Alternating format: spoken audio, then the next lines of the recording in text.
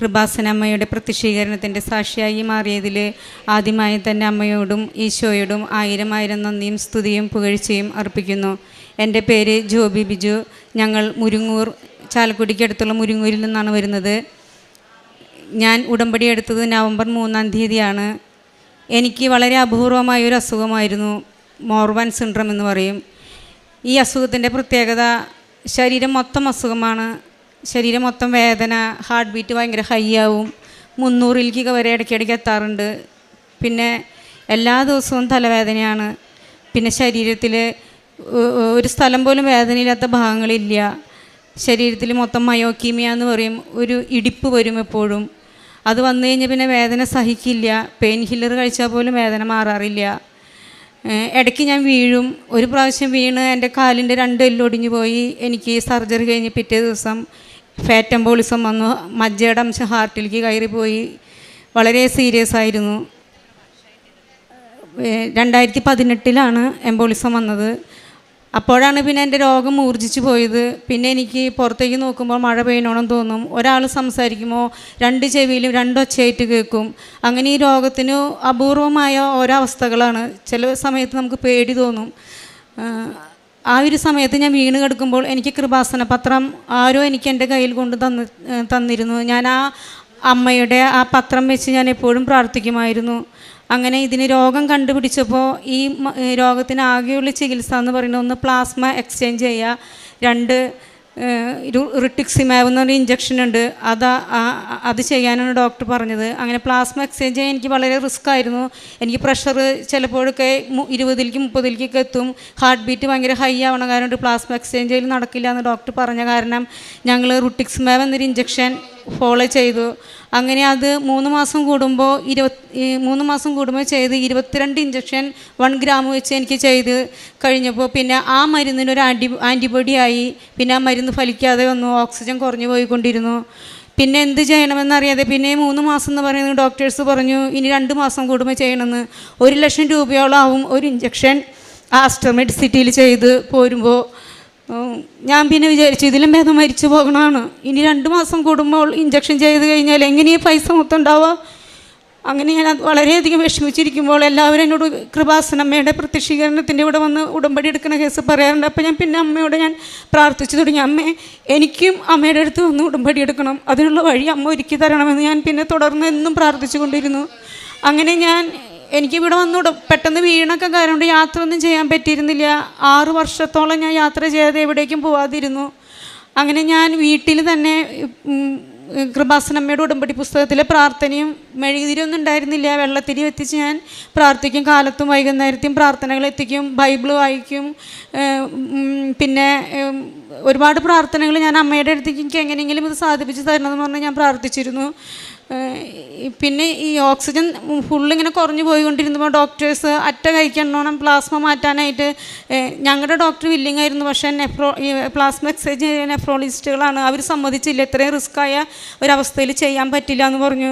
ഞാനപ്പോൾ അമ്മയോട് പറഞ്ഞു എങ്ങനെയെങ്കിലും എനിക്ക് പ്ലാസ്മ മാറ്റി തരണം, അല്ലെന്നുണ്ടെങ്കിൽ എനിക്ക് മരിക്കണതാണ് നല്ലത്. ഞാൻ പറഞ്ഞു പൈസ ഇല്ല, ഇനി എത്രത്തോളം പൈസ ഇനി ഇതിന് വേണ്ടി വരുമെന്ന് അറിയില്ല, മരണം വരെ ഇഞ്ചക്ഷൻ പിന്തുടരാനാണ് ഡോക്ടർ പറഞ്ഞത്.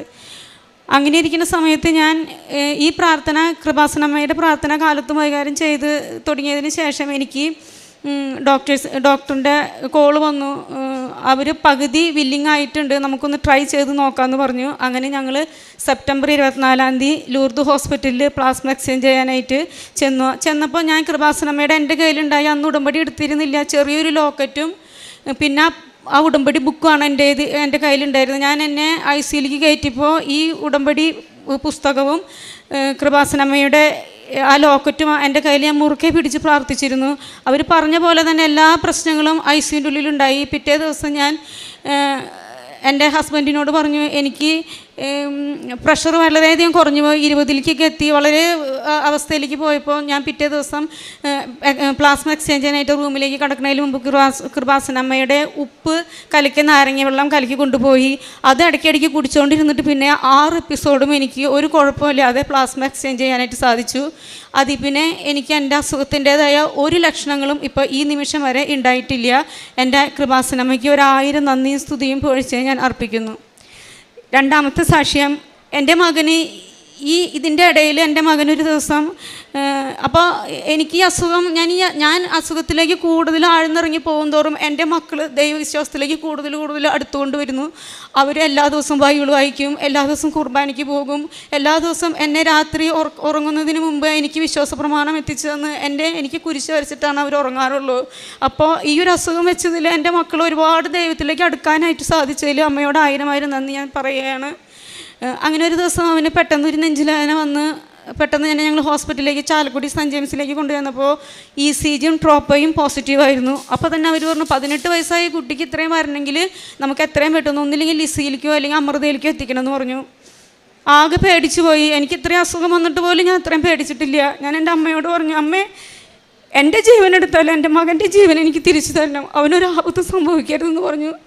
അങ്ങനെ ലിസി ഹോസ്പിറ്റലിൽ അമൃതയിൽ ICU ബെഡ് ഇല്ലാത്ത കാരണം കൊണ്ട് പെട്ടെന്ന് എത്തിക്കാൻ വേണ്ടി അങ്കമാലി ഹോസ്പിറ്റലിലേക്ക് വിളിച്ചു വെച്ചപ്പോൾ അവിടേക്ക് പെട്ടെന്ന് കയറി. അവിടെ അവർ ഈ ടെസ്റ്റ് തന്നെ രണ്ടാമതും ചെയ്തപ്പോൾ അതേപോലെ തന്നെയുള്ള റിസൾട്ടാണ് കാണിച്ചത്. പിന്നെ പെട്ടെന്ന് പിറ്റേ ദിവസം കാലത്ത് തന്നെ ഹാർട്ടിൻ്റെ MRI എടുക്കണമെന്ന് പറഞ്ഞു ഡോക്ടർ. MRI എടുത്തപ്പോൾ ഡോക്ടർ പറഞ്ഞത് അറ്റാക്കിൻ്റെ അല്ല, മറിച്ച് ഹാർട്ടിന് നീർക്കെട്ട് വന്നിട്ടാണ്. 2 മാസം കഴിയുമ്പോൾ 2 മാസം വരെ നല്ല റെസ്റ്റ് എടുത്തു കഴിഞ്ഞാൽ ഇത് മാറിപ്പോണം, അല്ലെങ്കിൽ നമുക്ക് പ്രശ്നമാകുമെന്ന് പറഞ്ഞു. അന്ന് തൊട്ട് ഞാൻ കൃപാസനം ഉടമ്പടി ഉപ്പും തേനും പിന്നെ കൃപാസന ഉടമ്പടി തൈലവും ഞാൻ അവൻ്റെ നെറ്റത്ത് തേച്ച് അവന് കുരിശ് വരച്ച് എല്ലാ ദിവസവും 2 മാസത്തോളം ഞാനത് ചെയ്തതിൻ്റെ ഫലമായി പിന്നീട് രണ്ടാം മാസം ഈ ടെസ്റ്റുകളൊക്കെ ആവർത്തിച്ചപ്പോൾ എല്ലാം നെഗറ്റീവായിരുന്നു. അതിന് എൻ്റെ കൃപാസനമ്മയോട് 1000 നന്ദിയും സ്തുതിയും പോയിച്ചയും അർപ്പിക്കുന്നു. ഇതിനിടയിൽ ഞങ്ങൾ ഇവനെ +2 കഴിഞ്ഞ് നിൽക്കുകയാണ്. ഇവന് പുറത്തേക്ക് പോയി നഴ്സിംഗ് പഠിക്കാനായിട്ട് ആഗ്രഹം ഉണ്ടായിരുന്നു. അങ്ങനെ അതിനു വേണ്ടി പരിശ്രമിക്കുന്നതിൻ്റെ ഇടയിൽ ഞങ്ങളുടെ ആധാരത്തിൽ കുറച്ച് പ്രശ്നങ്ങളുണ്ടായിരുന്നു. അപ്പോൾ അതുകൊണ്ട് കൊടുത്തതിന് ശേഷം ആധാരം നോട്ടറി പറഞ്ഞു നിങ്ങൾക്ക് ലോൺ കിട്ടാനായിട്ട് ഭയങ്കര ബുദ്ധിമുട്ടാണ്, അപ്പോൾ ഇതെന്തായാലും നിങ്ങൾ ആധാരം ഒന്ന് തിരിച്ചു കൊണ്ടുപോയിക്കോളാൻ പറഞ്ഞു. ഞാൻ അപ്പോഴും എൻ്റെ കയ്യിൽ ഉടമ്പടി എടുത്ത കാശ് രൂപം കൊണ്ടുപോയി ഞാൻ നോട്ടറിയുടെ അടുത്തേക്ക് ചെന്നു. ബാഗിൽ നിന്ന് ഉടമ്പടി എടുത്താൽ ആ കാശ് രൂപം ഞാൻ എൻ്റെ കയ്യിൽ പിടിച്ചിട്ട് എന്തെങ്കിലും ചെയ്യാൻ പറ്റുന്നുണ്ടെങ്കിൽ ചെയ്യ്. അപ്പോൾ ആ നോട്ടറി പറഞ്ഞു എന്നാൽ ഞാൻ രണ്ടാമതും വാല്യുവേറ്റർ ഒന്നും കൂടി വിടാമെന്ന് പറഞ്ഞു. അങ്ങനെ വാല്യുവേറ്റർ വരുന്നതിന് മുമ്പ് ഞാൻ ഇവിടെ ഒന്ന് ഉടമ്പടി എടുത്തിട്ടുണ്ടായിരുന്നു. ഞാൻ നവംബർ 3-ാം തീയതിയാണ് ഉടമ്പടി എടുത്തത്. അതിനുശേഷം വാല്യുവേറ്റർ വരുന്നതിന് മുമ്പ് ഞാൻ ഉപ്പും ഇവിടെ നിന്ന് കൊണ്ടുപോയ മണ്ണും ഞാൻ ആ സ്ഥലത്ത് ഞങ്ങളുടെ അതിർത്തികളിൽ ഞാൻ ഇട്ടു. വാല്യുവേറ്റർ വന്നപ്പോൾ വാല്യുവേറ്റർ പറഞ്ഞു നിങ്ങൾക്ക് ലോൺ പാസ്സാക്കി തരാം, കുഴപ്പമില്ല എന്ന് പറഞ്ഞ് അങ്ങനെ അവന് പോകാനുള്ള ലോൺ പാസ്സായി. പിന്നെ സ്ഥലം ഓസ്ട്രേലിയ ആണ് എൻ്റെ ഒരു ഫ്രണ്ട് മുഖാന്തരം ഞാൻ ആദ്യം വെച്ചത്. അപ്പോൾ ഇവന് PTA പരീക്ഷ 3 പ്രാവശ്യം എഴുതിയിട്ടും സ്കോർ കിട്ടിയിരുന്നില്ല. ഇൻഡിവിജ്വലും ഓവറോളും കൂടി 65 വേണം. അവന് 67 ഉണ്ടെങ്കിൽ ഒരെണ്ണത്തിൽ 1 പ്രാവശ്യം എഴുതിയപ്പോൾ 62 അങ്ങനെ ഞങ്ങൾ ഓസ്ട്രേലിയ ഉപേക്ഷിച്ച് UK നോക്കാനുള്ള തയ്യാറെടുപ്പ് നടത്തിക്കൊണ്ടിരിക്കുകയായിരുന്നു. അങ്ങനെയുള്ള സമയത്ത് എൻ്റെ ഒരു ഫ്രണ്ട് ഓസ്ട്രേലിയയിൽ നിന്ന് വിളിച്ചു. ഞങ്ങൾ ഏജൻസിക്ക് വിളിച്ച് പറഞ്ഞു ഞങ്ങൾ ഇനി UK നോക്കണുള്ളൂ എന്ന് പറഞ്ഞതിന് ശേഷം അന്ന് വൈകുന്നേരം തന്നെ എൻ്റെ ഒരു ഫ്രണ്ട് വിളിക്കുകയാണ്, ജോളി എന്ന് പേരായിട്ടുള്ള. അവൾ പറഞ്ഞു അവൾ ഉടമ്പടിയിലാണ്. അമ്മ നമ്മുടെ കൂടെ ഇല്ലേ, കൃപാസനമ്മ നമ്മുടെ കൂടെ ഉണ്ട്, പിന്നെ ജോബി എന്തിനാ വിഷമിക്കണേ, എന്തായാലും അവനെ കൊണ്ട് ഒരു പ്രാവശ്യം കൂടി പരീക്ഷ എഴുതിപ്പിക്കും, പൈസ ഞാൻ തരാം. 17,000 രൂപയാണ് ഒരു പ്രാവശ്യം പരീക്ഷ എഴുതിക്കുന്നതിന്, ഞാൻ അടച്ചോളാം പൈസ, എന്തായാലും അവനെ കൊണ്ട് ഒരു പ്രാവശ്യം എഴുതിക്കും. ഇവനോട് പറഞ്ഞു അമ്മയെ ഭയങ്കര ബുദ്ധിമുട്ടാണ്, എന്നെക്കൊണ്ടാവുമെന്ന് ഞാൻ പഠിച്ചെഴുതി, മാർക്കൊന്നും ഇത്രയും ഇതിലും കൂടുതലും കിട്ടില്ല എന്ന് കുറേ പറഞ്ഞെങ്കിലും അമ്മയോട് ഞാൻ ഈ ഒരു അമ്മ നമ്മുടെ കൂടെ ഇല്ല എന്നുള്ളൊരു ആ വാക്ക് എൻ്റെ ചെവിയിൽ ഉൾക്കൊണ്ട ആ ഒരു ബോധ്യത്താൽ ഞാൻ ഇവനെ കുറേ നിർബന്ധിച്ച് പരീക്ഷ എഴുതിപ്പിച്ചു. ഡിസംബർ 10-ാം തീയതിയാണ് അവൻ പരീക്ഷ എഴുതണേ. ഡിസംബർ 10-ാം തീയതി പരീക്ഷ എഴുതിയിട്ട് അവനും ഉടമ്പടി എടുക്കാനായിട്ട് ഡിസംബർ 12-ാം തീയതി ഇവിടെ വന്ന് മെയിൽ വന്ന് കിടക്കുന്നുണ്ടായിരുന്നു റിസൾട്ട്. അപ്പോൾ അതിക്ക് മുന്നേ ഞാനിവിടെ ഉടമ്പടി എടുക്കാനായിട്ട് എനിക്ക് ഇവിടെ ടോക്കൺ നമ്പർ കിട്ടിയത് 69ആണ്. അപ്പോൾ ഞാൻ അന്ന് അമ്മയോട് പ്രാർത്ഥിച്ചു, അമ്മേ എൻ്റെ മകന് പരീക്ഷ എഴുതുമ്പോൾ എനിക്ക് തന്ന ഈ ടോക്കൺ നമ്പറിലുള്ള മാർക്ക് തന്നെ എനിക്ക് എൻ്റെ മകന് മാർക്കായിട്ട് തരുമോ എന്ന് ഞാൻ അമ്മയോട് ചോദിച്ച് പ്രാർത്ഥിച്ചിട്ടുണ്ടായിരുന്നു. അങ്ങനെ അവൻ 12-ാം തീയതി വന്ന് അപ്പം ഞാൻ മെയിൽ നോക്കാൻ പറഞ്ഞു, ഉടമ്പടി എടുത്തതിന് ശേഷം മെയിൽ നോക്കാമേന്ന് പറഞ്ഞു. അങ്ങനെ ഉടമ്പടി എടുത്തതിന് ശേഷം 12 മണിയായപ്പോൾ മെയിൽ നോക്കിയപ്പോൾ അത്ഭുതം എന്ന് പറയട്ടെ, ഞാൻ അമ്മയോട് ചോദിച്ച അതേ മാർക്ക് തന്നെ, അതേ ടോക്കൺ നമ്പറിൽ കിട്ടി, അതേ നമ്പർ തന്നെ 69 കിട്ടി. എൻ്റെ മകന് ഓസ്ട്രേലിയക്ക് പോകാനുള്ള PTA പരീക്ഷ പാസ്സായി. പിന്നെ അതിനുശേഷം പിന്നെ വിസ വരാനായിട്ട് ഓസ്ട്രേലിയ ആയതുകൊണ്ട് ഭയങ്കര ബുദ്ധിമുട്ടാണെന്ന് എല്ലാവരും പറഞ്ഞു. ഓസ്ട്രേലിയക്ക് വിസ കിട്ടാൻ ഭയങ്കര പാടാണ്. വിസയ്ക്ക് 97,000 രൂപ വെച്ച് നിങ്ങൾ പൈസ വെറുതെ പോവുള്ളൂ, നമുക്ക് ഓസ്ട്രേലിയ നോക്കണ്ട. അപ്പോഴും എൻ്റെ മനസ്സിൽ ഈ കൃപാസനമ്മ നമ്മുടെ കൂടെ ഉണ്ടല്ലോ, പിന്നെ എന്തിനാ പേടിക്കണേ? ഞങ്ങൾക്ക് സാധാരണക്കാരായ ഒരാൾക്കാരാണ്. ഡെപ്പോസിറ്റോ കാര്യങ്ങളോ ഒന്നുമില്ല ബാങ്കിൽ. ആകെ ഞങ്ങളുടെ കയ്യിലുള്ളത് ഈ 5.5 സെൻറ്റ് സ്ഥലവും 2-3 കട റൂമാണ്. ഓസ്ട്രേലിയക്ക് വിസ കിട്ടണമെങ്കിൽ ഡെപ്പോസിറ്റും അങ്ങനെ ഒരുപാട് കാര്യങ്ങൾ നോക്കേണ്ടതായിട്ടുണ്ട്. പക്ഷേ കൃപാസനമ്മയുടെ അനുഗ്രഹത്താൽ എൻ്റെ മകന് ഓസ്ട്രേലിയക്ക് പോകാനുള്ള വിസ വന്നു. ഈ മെയ് 8-ാം തീയതി അവൻ ഓസ്ട്രേലിയക്ക് പോവാണ്, നേഴ്സിങ്ങിന് പഠിക്കാനായിട്ട്. നേഴ്സിംഗ് സ്റ്റുഡൻസിന് വേണ്ടിയിട്ട് പോവാണ്. പിന്നെ ഇവൻ പരീക്ഷ എഴുതാൻ പോയപ്പോൾ ഞാൻ ഇവൻ്റെ കയ്യിൽ കൃപാസനമ്മയുടെ എൻ്റെ കയ്യിലുള്ള ചെറിയ ലോക്കറ്റും പിന്നെ ഉപ്പും, പരീക്ഷ ഹാളിലേക്ക് കയറുന്നതിന് മുമ്പ് ഉപ്പ് നാവത്ത് വെച്ച് കുരിശ് വരച്ചു. അതേപോലെ തന്നെ ഉടമ്പടി തൈലം പുരട്ടി. അങ്ങനെയൊക്കെയാണ് ഞാൻ ഇവനെ വിട്ടത്. പരീക്ഷ അത്ര ബുദ്ധിമുട്ടായിരുന്നു എന്ന് അവൻ പറഞ്ഞത്. ആ പണ്ടത്തെയൊക്കെ പോലെ തന്നെയാണ് പരീക്ഷ എഴുതിയിരുന്നത്. പക്ഷേ റിസൾട്ട് വന്നപ്പോൾ എനിക്ക് ഞാൻ ചോദിച്ച മാർക്ക് തന്നെ തന്ന് എൻ്റെ അമ്മ എന്നെ അനുഗ്രഹിച്ചു. പിന്നെ അതേപോലെ തന്നെ ഞാൻ കൃപാസന പത്രം ഇവിടുന്ന് പിന്നെ ഞാൻ എല്ലാ മാസവും വന്ന് ഉടമ്പടി എടുത്തവൻ എല്ലാ മാസം മുടങ്ങാതെ വന്ന് കൃപാസന പത്രം വന്ന് ഇവിടുന്ന് കൊണ്ടുപോയി എല്ലാവർക്കും വിതരണം ചെയ്യാറുണ്ട്. ഞാൻ പറയുമ്പോൾ കൃപാസന പത്രം കൊടുക്കുമ്പോൾ എനിക്ക് കിട്ടിയ അമ്മയുടെ അനുഗ്രഹം കൂടി പറഞ്ഞിട്ടാണ് ഞാൻ കൃപാസന പത്രം കൊടുക്കാറ്. പിന്നെ അവസാനം അവരോട് പ്രാർത്ഥിക്കാമെന്ന് ഞാൻ പറയും. അതേപോലെ തന്നെ അവരോട് പറഞ്ഞ വാക്ക് ഞാൻ നിറവേറ്റാനായിട്ട് ഞാൻ പത്രം കൊടുത്ത എല്ലാവരുടെ നിയോഗങ്ങളും എല്ലാവരുടെ പ്രാർത്ഥനകളും അമ്മയെ അവർക്ക് സാധിപ്പിച്ചു കൊടുക്കണമെന്ന് ഞാൻ പ്രാർത്ഥിക്കാറുണ്ട്. പിന്നെ ഞങ്ങൾക്ക് ചെറിയൊരു ഷോപ്പാണ്, ചുരിദാർ മെറ്റീരിയൽസിൻ്റെ. ആരെങ്കിലുമൊക്കെ ഡ്രസ്സിൻ്റെ കേസിൽ ആരോടെങ്കിലൊക്കെ ഇങ്ങനെ പറഞ്ഞു വരുമ്പോൾ അവർക്കൊക്കെ ഞങ്ങളുടെ ഷോപ്പിൽ നിന്ന് ചുരിദാർ സഹായമായിട്ട് കൊടുക്കാറുണ്ട്. പിന്നെ ആർക്കെങ്കിലേക്കൊക്കെ ഞാൻ ഈ ഉടമ്പടി എടുത്തപ്പനെ ഞാൻ 6 വർഷമായിട്ട് ഞാൻ പുറത്തേക്കൊന്നും പോയിരുന്നില്ല, വീഴ്ച പേടിച്ചിട്ട്. അത് പിന്നെ ഞാൻ ഇപ്പോൾ ഒട്ടുമിക്ക സ്ഥലങ്ങളിലേക്ക് ഞാൻ പോകുമ്പോഴൊക്കെ ഞാൻ ആരെങ്കിലുമൊക്കെ മുന്നിൽ പാവപ്പെട്ടവരായിട്ട് കാണുന്നുണ്ടെങ്കിൽ അവർക്ക് ഒരു നേരത്തെ ഭക്ഷണത്തിനുള്ള പൈസ ഞാൻ കൊടുക്കാറുണ്ട്. പിന്നെ മാതാപിതാക്കളില്ലാത്ത എല്ലാ മക്കൾക്ക് വേണ്ടിയും, മാതാപിതാക്കൾ ഉണ്ടായിട്ട് ഒരുപാട് മക്കളുകളെ നോക്കാതെ നടക്കുന്നുണ്ട്, അവർക്ക് എല്ലാവർക്കും വേണ്ടി എല്ലാ ദിവസവും ഞാൻ ഒരു കൊന്ത എത്തിക്കും. പിന്നെ വിശ്വാസ പ്രമാണം ഒരു കൊന്ത ഫുള്ള് ഒരു ദിവസം എത്തിക്കും. എത്രയും തേള മാതാവ് ഒരു കൊന്ത ഫുള്ള് എത്തിക്കും. ചൊവ്വാഴ്ചയും അച്ഛൻ്റെ ഉടമ്പടി ആരാധന കൂടാറുണ്ട്. പിന്നെ ഇന്നത്തെ ഉടമ്പടി ലൈവായി ദർശിക്കാമെന്ന് പറഞ്ഞിട്ട് 2 മണി തൊട്ട് 4-4:30 വരെ ഞാനത് എന്ത് ജോലി ചെയ്യുകയാണെങ്കിലും ഞാൻ ആ ഫോൺ ഓണാക്കിയിരുന്ന് അതിൽ ദർശിച്ചിട്ട് ഞാൻ എൻ്റെ നിയോഗങ്ങളും പ്രാർത്ഥനകളൊക്കെ ഞാൻ അതിൽ എഴുതിയിടാറുണ്ട്. അമ്മ പറഞ്ഞതിനായിട്ട് കൂടുതൽ എനിക്ക് പറയാനൊന്നുമില്ല. ഉടമ്പടി എടുത്ത പിന്നെയാണ് എല്ലാ കാര്യങ്ങളും ശരിയായേ. ഈശോയ്ക്ക് മാതാവിന് 1000 പേര് നന്ദി. എനിക്ക് വന്നിരിക്കുന്ന രോഗം മോർമാൻ സിൻഡ്രം എന്ന് പറയുന്നത് ലോകത്തിൽ 14 പേർക്ക് റിപ്പോർട്ട് ചെയ്ത ഒരു രോഗമാണ്. അത് മാറാനായിട്ടൊരു വഴിയില്ല എന്നാണ് ആദ്യം പറഞ്ഞത്. പിന്നെ ഞാൻ ഉടമ്പടി എടുത്തതിന് ശേഷം നവംബർ 3-ാം തീയതി ഉടമ്പടി എടുത്തതിന് ശേഷം നവംബർ 5-ാം തീയതി ഞാൻ റിവ്യൂവിന് ചെന്നപ്പോൾ ഞാൻ എൻ്റെ റിസൾട്ടുകളൊക്കെ കണ്ടിട്ട് ലൂർദ് ഹോസ്പിറ്റലിലെ ഡോക്ടർ പറഞ്ഞത്, ഏറ്റവും ആദ്യം എൻ്റെ റിസൾട്ട് കണ്ടപ്പോൾ ഓ മൈ ഗോഡ് എന്നാണ് പറഞ്ഞത്. അത്രയും പോലും ഡോക്ടർ പോലും വിശ്വസിച്ചിരുന്നില്ല എൻ്റെ അസുഖം മാറുന്നുള്ളത്.